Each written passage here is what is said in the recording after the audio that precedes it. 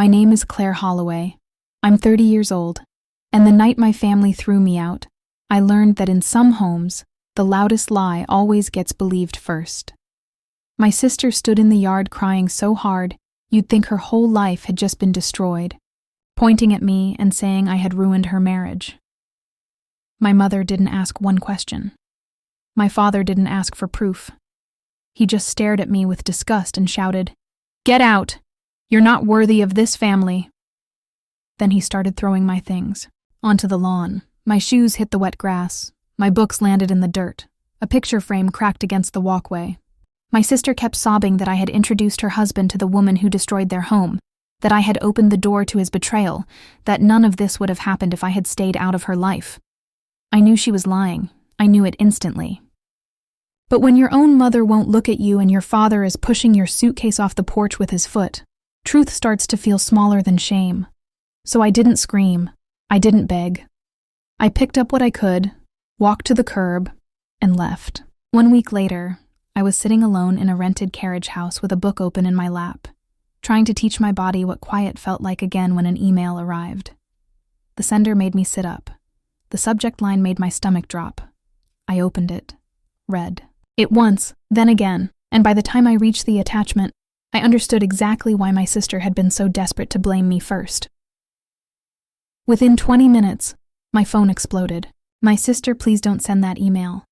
My mom, we were wrong. Please give us one chance. My dad, we need to talk. Come home." I stared at the screen, thought about the shattered frame in the yard, and replied with 2 words. "No, never. But before I show you what was inside that email, and why it turned my family from righteous to terrified in under an hour, tell me this.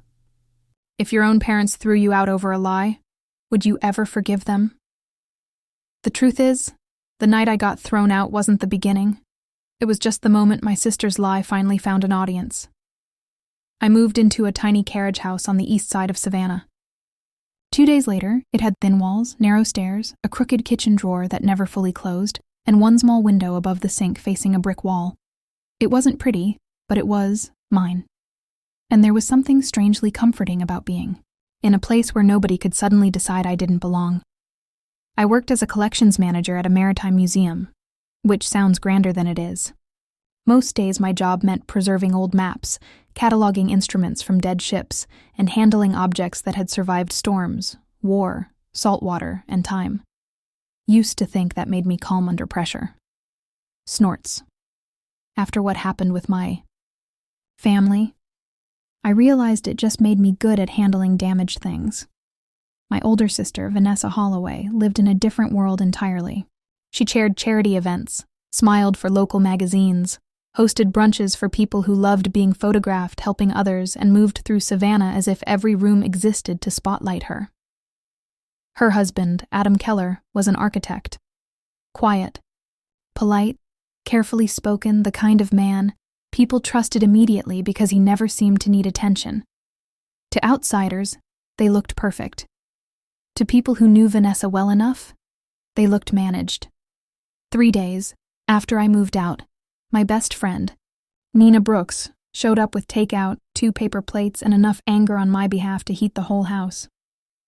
Na designed museum exhibits, wore paint smudges on her jeans like they were part of her personality, and once got banned from a donor luncheon for telling a board member his vision was just expensive nonsense with bad lighting. She sat cross-legged on my floor while I told her everything. The accusation, the shouting, the boxes in the yard, the way me mother never once asked whether it was true. When I finished, Nina said, "That story is too clean. Vanessa didn't panic and invent that on the spot. She built it before she needed it." I wanted to argue mostly because I was tired enough to doubt myself. "Or maybe I missed something," I said. "Maybe I really did put Adam around the wrong person at the wrong time." Na set down her fork and looked straight at me. "Claire, that is exactly what people like Vanessa rely on. They make you question your own memory while they walk everyone else toward the version that protects them." Then she said the sentence that changed the direction of everything. "So stop thinking emotionally and start thinking historically. What happened before the lie? The next day, while I was relabeling brass navigation tools in museum storage, Nina texted me. Chloe Mercer will talk. Don't waste it. Chloe had co-chaired charity galas with Vanessa and had one of those social brains that remembered everything. Who arrived late, who left early, who smiled too fast, who drank too much, who said one thing in public and another in the hallway. We met her that evening at a wine bar near Forsyth Park. She was wearing bright red lipstick and the expression of a woman who regretted agreeing to this before we even sat down. At first, she gave us polished nonsense. Vanessa was under pressure. The divorce had been emotional. Families were complicated. Then Na leaned forward and said, "That's elegant, Chloe, but it doesn't answer the real question. Why was Vanessa so ready to blame Claire?" Chloe went quiet. She stirred the ice in her glass once and lowered her voice. "Because she was already scared of something else," she said. My pulse jumped. "What something else?" She hesitated, then finally said, "There were rumors about Vanessa and a man from the Restoration Board. Nothing public, just whispers enough that she started watching Adam closely, almost like she needed him to be guilty before anyone looked too hard at her." That was the first, real crack. Then Chloe gave us a name, Grant Ellis.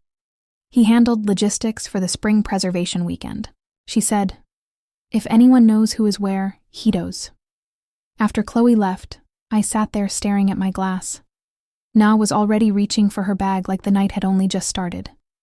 But when I got home, the adrenaline wore off and left me with something uglier. Exhaustion. Real exhaustion. The kind that makes disappearing seem easier than fighting. I looked at the unread messages from my mother asking me to be reasonable. And for a few minutes, I honestly considered letting all of it go. Let them keep the lie. Let them keep each other. Let them pretend I was the problem if it bought me peace. Then my phone buzzed. Na had sent me a picture of the crooked drawer in my kitchen with one line underneath it. "Even this drawer knows it's broken. Doesn't mean you pretend it works." I laughed in spite of myself. That stupid message kept me from quitting. And the next morning, I went to meet Grant. Grant Ellis met us at an oyster place on the river. And from the second he sat down, it was obvious he hated mess. He looked like the kind of man who ironed his shirts while listening to classical music and used calendar reminders for things most people trusted themselves to remember. His voice was calm, his watch perfectly polished, and his first words were, "I'm not here for revenge. I'm here because your sister crossed a line."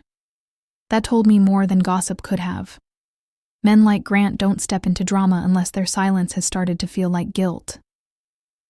He explained that the rumors about Vanessa had started months before, the divorce filing.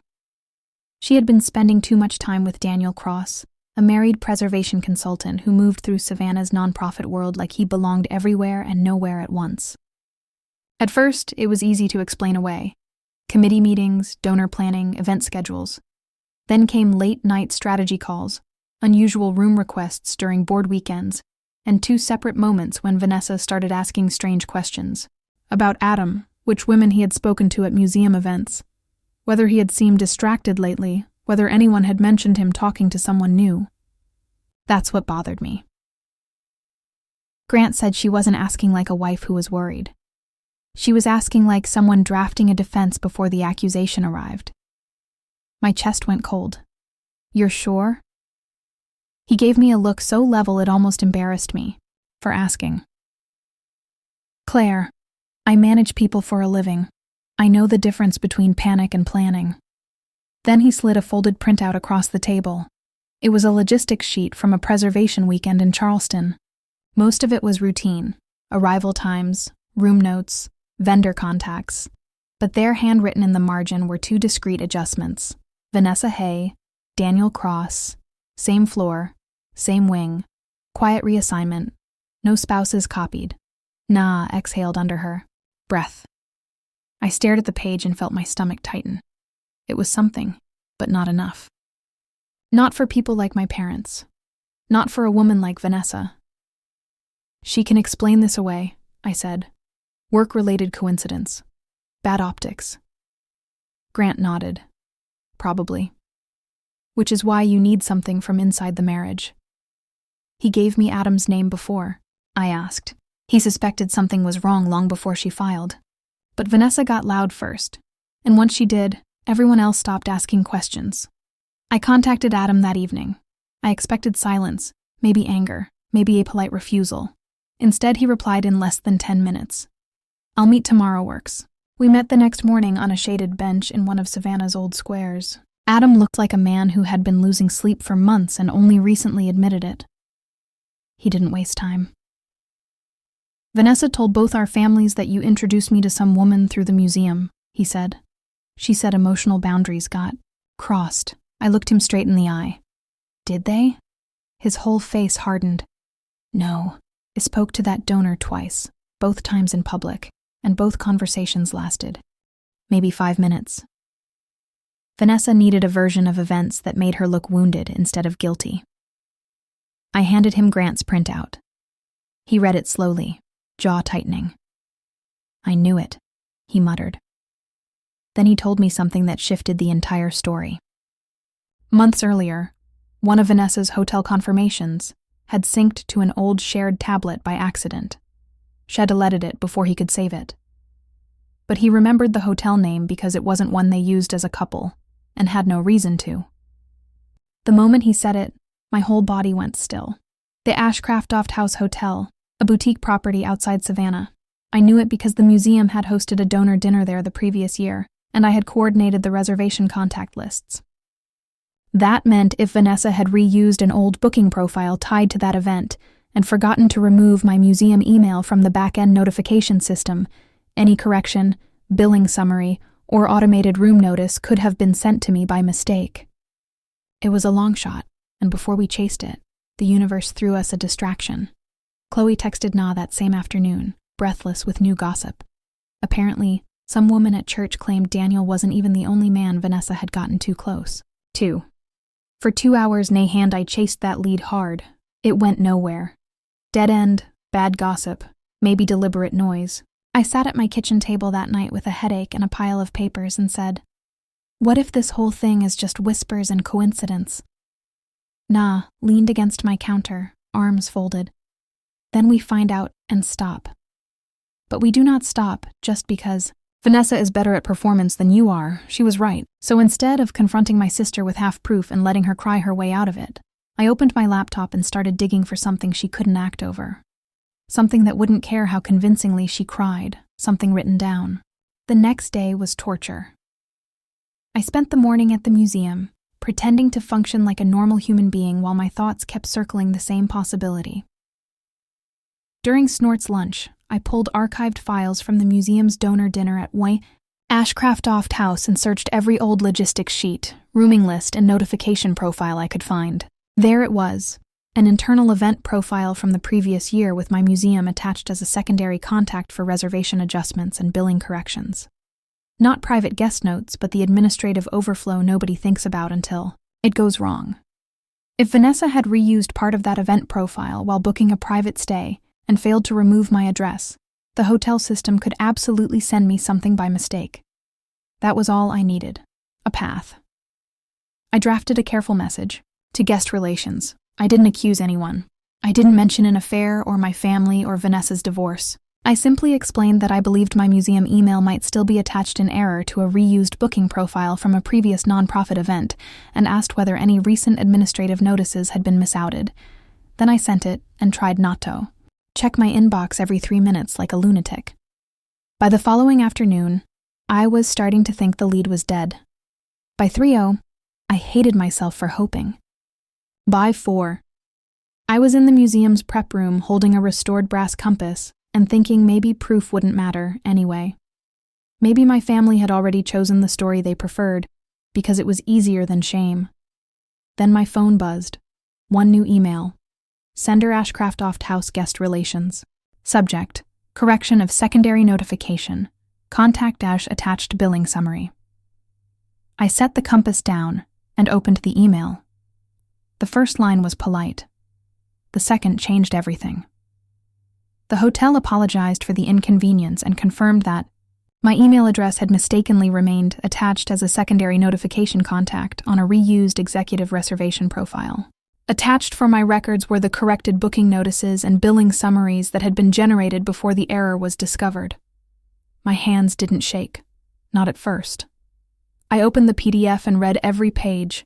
Vanessa Holloway, Daniel Cross, 2 adjoining suites, 2 separate weekends, privacy preference requested, late-night wine service, valet logs, room service, after midnight.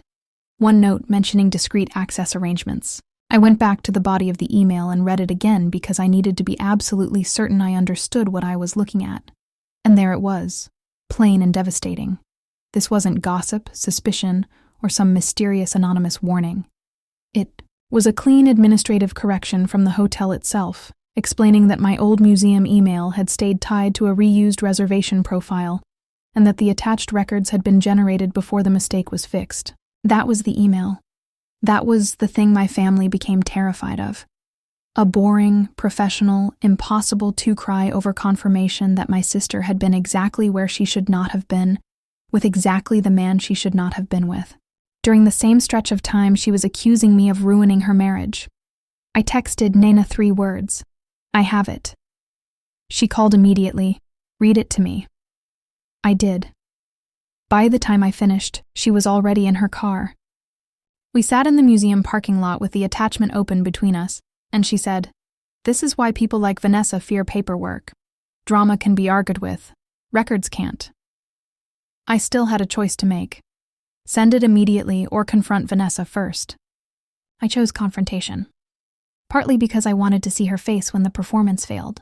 Partly because cornered liars sometimes reveal more than they intend. She opened the door to her townhouse in a cream sweater and polished makeup like the woman who had sobbed in our parents' yard had been played by a body double. "What do you want?" she snapped.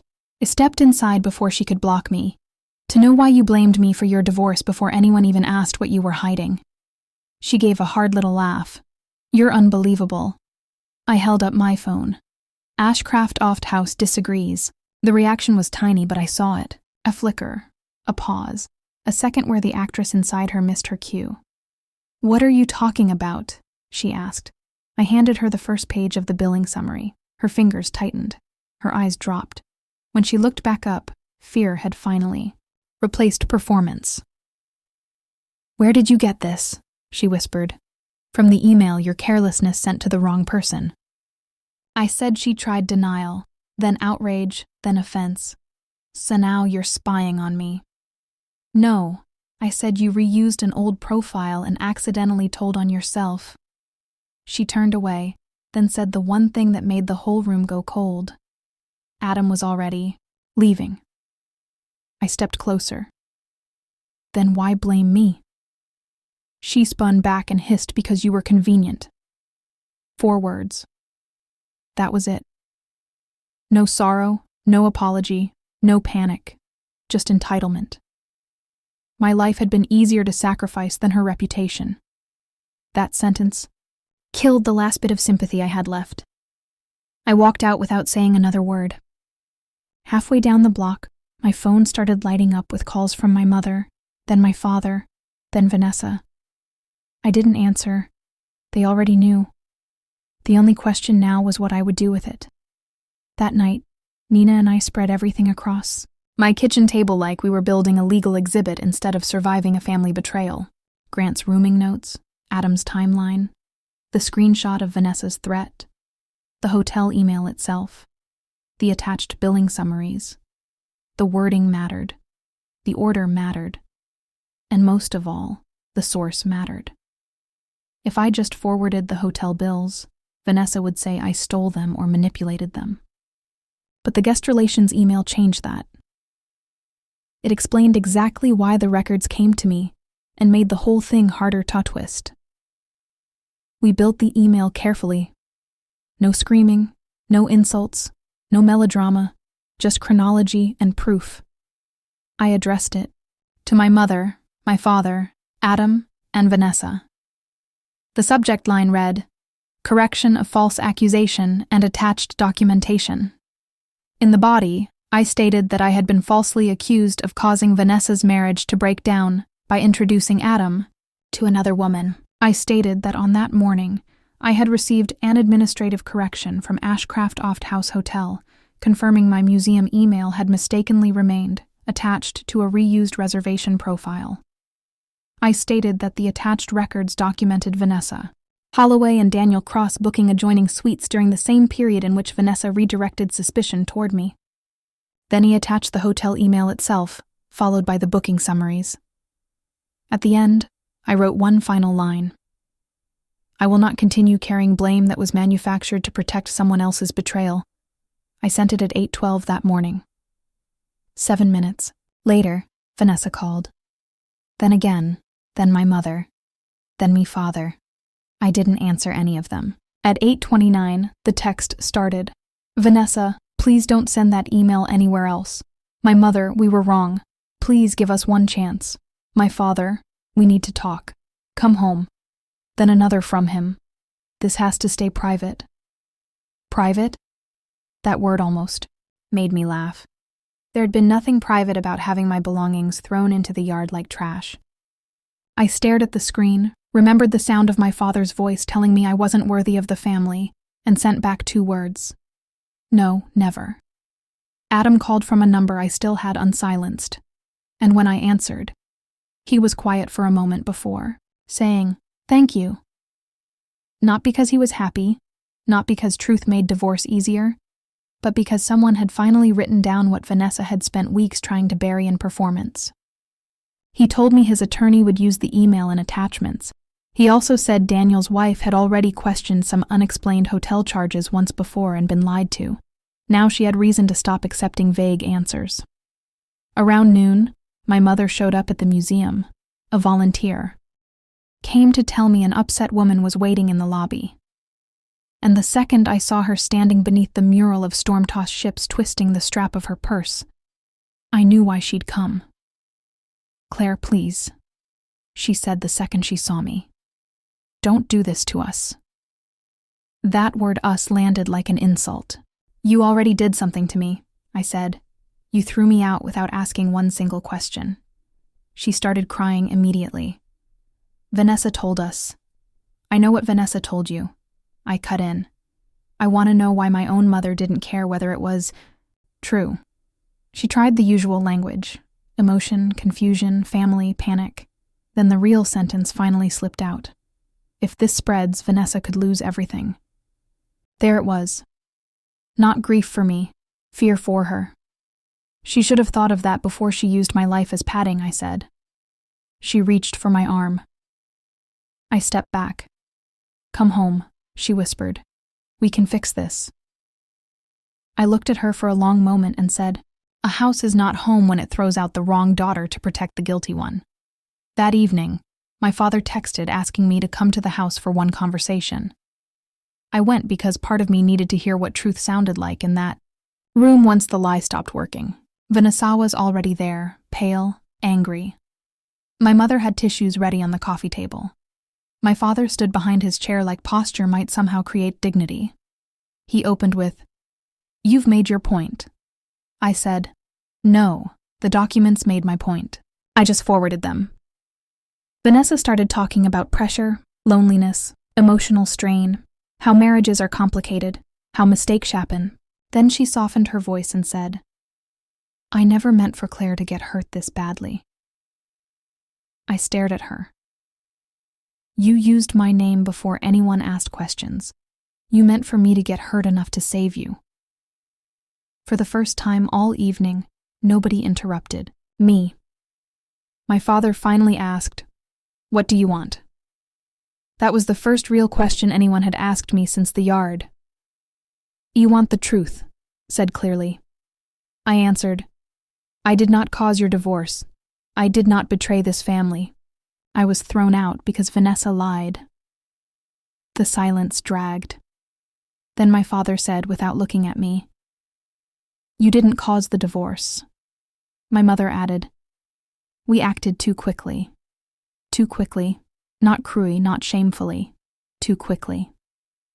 Then I looked at Vanessa and asked, "Do you admit it?" She closed her eyes and whispered, "Yes." It should have felt like victory. Instead, it felt late, thin, cowardly.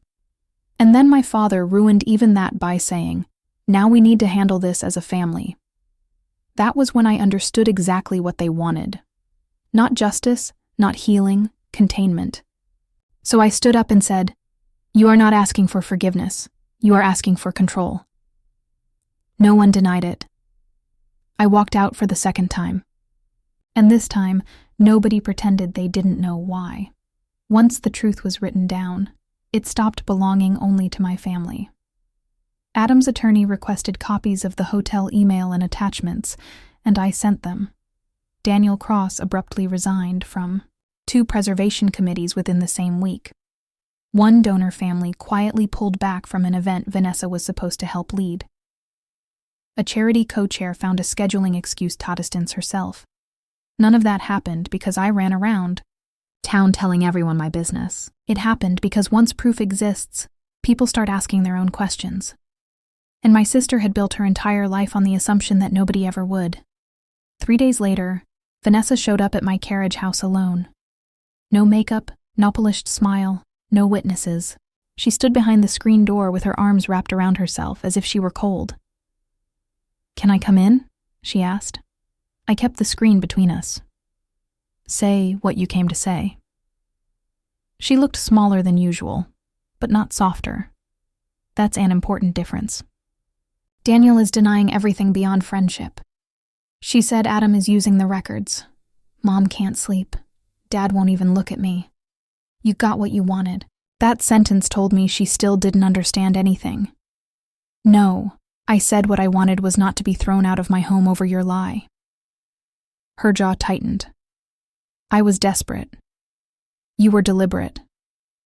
She flinched at that. For a second, I almost saw honesty. "I didn't think it would go this far," she said. "It went exactly as far as you were willing to let it go, as long as it landed on me instead of you." Then she asked if I would talk to Adam and ask him to be reasonable. I actually laughed. "You blamed me for your divorce, got me thrown out, and now you want me to help manage the fallout." "I'm your sister," she snapped. "You were," I said quietly, "right up until the moment you decided my life was acceptable collateral." She stared at me like I had betrayed her, which would have been funny if it weren't so pathetic. "So that's it," she demanded. "You're cutting me off forever." I thought about the years of excuses, the way she'd called me convenient, the total absence of a real apology. "No," I said. "You cut me off first. I'm just refusing to crawl back." She left furious. Oddly, that made me feel lighter. Anger meant she had heard me, even if she would never admit it. My mother called that night asking me to be compassionate. My father texted 2 days later proposing family counseling now that everything was out in the open. I ignored both, not because I wanted revenge by then, but because I had finally learned the difference between healing and being dragged back into a performance. Around the same time, my museum director called me into her office. I walked in bracing for the possibility that Daniel Cross's name might spill into my work life. Instead, she said, "I've heard there may be personal fallout touching some nonprofit circles. If anyone tries to drag the museum or your role into gossip, we will shut it down." I nearly cried from the sheer unfamiliarity of being protected without having to beg for it. Weeks passed. The carriage house began to feel less like exile and more like a beginning. Na helped me paint one wall sea blue, because in her words, "You need at least one surface in this place that looks like a future." She also kept bringing me small practical gifts: a toolbox, decent dish towels, labels for my pantry jars, a lamp that actually lit the whole room. Every one of those things meant more than the grand emotional messages my family started sending once they realized I wasn't automatically coming back. My mother eventually left me a voicemail saying, "I know we failed you." It was the closest she came to a real apology. My father never got that far. His remorse remained procedural, as if one corrected statement could balance public humiliation. It couldn't, and in the quiet after all of it, I realized something about revenge stories that nobody says enough. Revenge is not always about destroying someone. Sometimes it's about refusing to keep carrying what they put on you. Sometimes it's about letting truth do the heavy lifting while you step out from under the lie. About a month after the email, Adam asked to meet one last time at a coffee shop near the river. By then, the divorce had moved from shock into logistics, and he looked less shattered than before. Though still tired in that deep, permanent-looking way, betrayal leaves on a face. He slid a document across the table and said, "You may want this." It was a signed statement from him, confirming in plain language that I had never interfered in his marriage, never encouraged any inappropriate relationship, and had been falsely blamed after Vanessa's involvement with Daniel Cross began to surface. I stared at it for a long moment. After weeks of defending my reality, there it was in writing from the one person whose voice made the lie impossible to revive. "You didn't have to do this," I said. He gave a tired half smile. "Maybe not, but I'm done watching Vanessa rewrite everything." Then he added the sentence that stayed with me longer than the paper itself. "You were the only honest person in a house full of performance." That was the real center of the whole story. Performance. Vanessa performed victimhood. My mother performed peace. My father performed authority, and for years, I performed forgiveness, hoping it would eventually earn me fairness. It didn't. Once I stopped performing, everything shifted. My parents later brought over the last few things still left at their house. My mother cried in the driveway. My father carried the heaviest box like silent labor might somehow stand in for remorse. When he said, "There's always a place for you with us," I answered, "There wasn't when it mattered." He had no reply. Maybe that was the first honest silence he'd ever given me. Vanessa moved out of the townhouse not long after. Daniel Cross disappeared from the nonprofit circuit. My sister didn't lose absolutely everything. People like Vanessa rarely do. But she lost something she had always relied on, the power to shape the narrative before the facts arrived. As for me, I stayed in Savannah. I kept my job. I started sleeping through the night again. I learned which stair in the carriage house creaked and stopped hearing it as loneliness. Na kept insisting I looked taller lately. Maybe I did. Shame bends the spine more than grief does. On the anniversary of the night I got thrown out, my mother sent one text: "I still pray you come back to us." I stared at it for a while before replying. I came back to myself. That has to be enough.